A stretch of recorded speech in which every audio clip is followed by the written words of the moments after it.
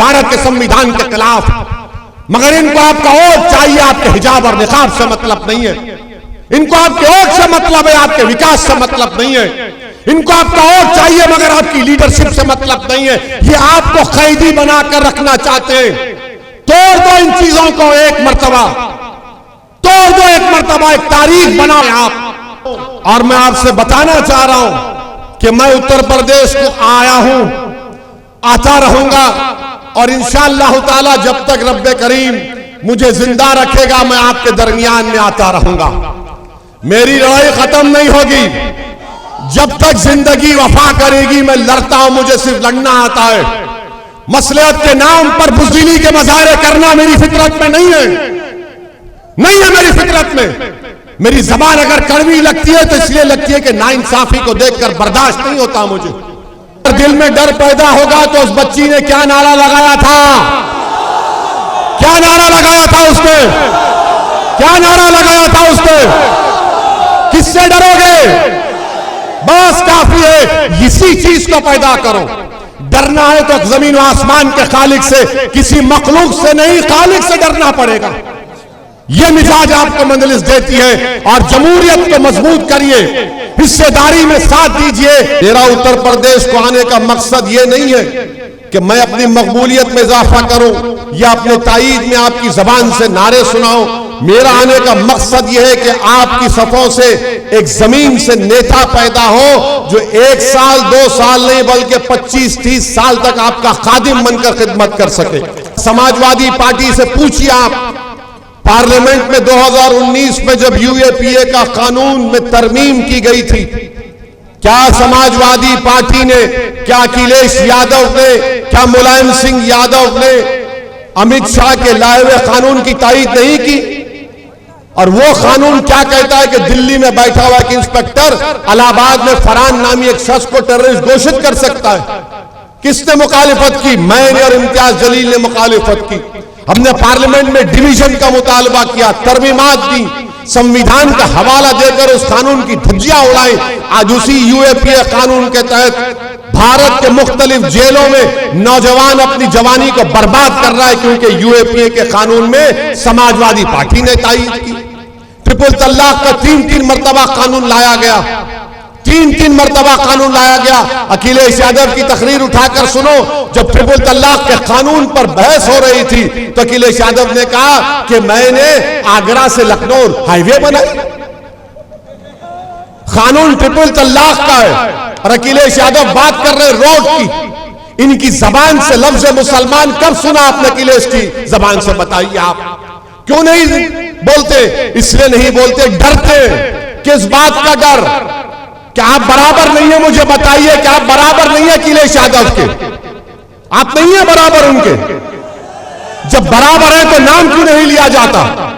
नाम लिया जाना चाहिए। और समाजवादी पार्टी 2012 से 17 तक आपने अखिलेश को मुख्यमंत्री बनाया।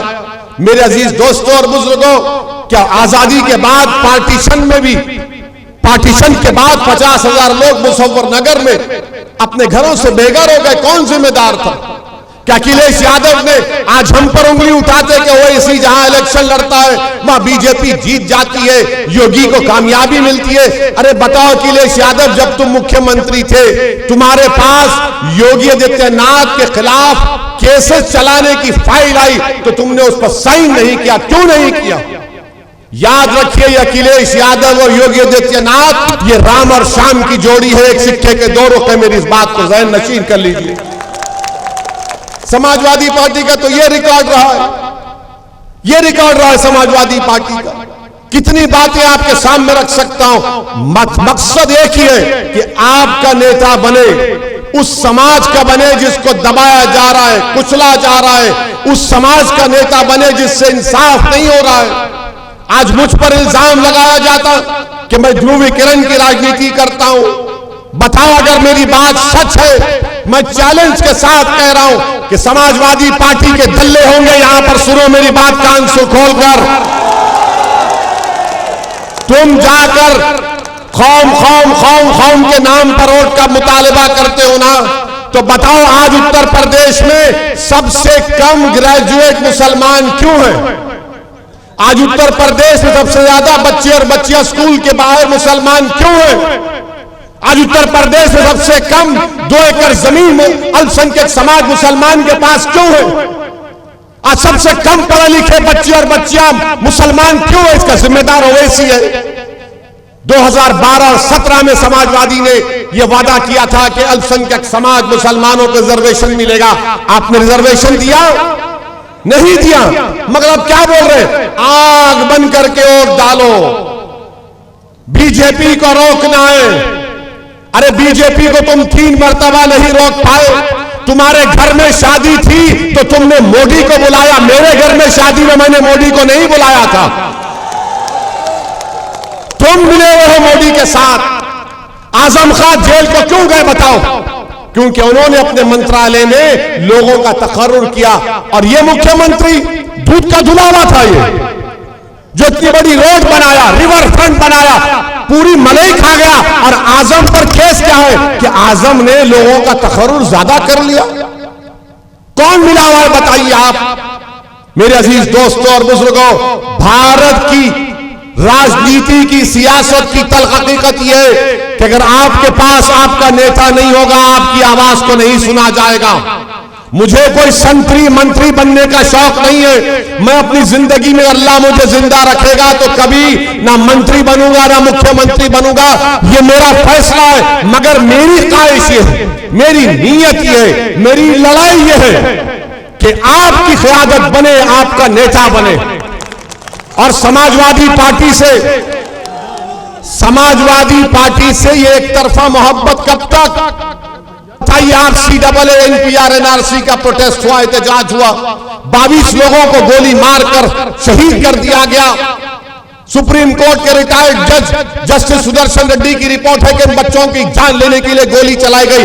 एक समाजवादी का MLA उठकर असेंबली में उठाया आवाज कि क्यों गोली मारा गया उनको?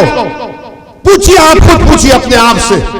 और आप पर अगर एक आंच आती है तो कौन दीवाना आपके लिए लड़ता है, चाहे टीवी पर हो, पार्लियामेंट पर, रोड पर हो, उसका नाम असदुद्दीन ओवैसी है।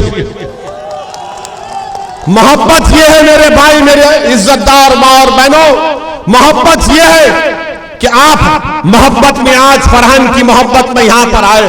मोहब्बत का यह तकाजा है कि अगर किसी को मारने के लिए भी गोलियां चलाई जा रही है तो अपनी जान की परवाह किए बगैर आपके दरमियान में आ रहा है, आपकी बात करने के लिए आ रहा है।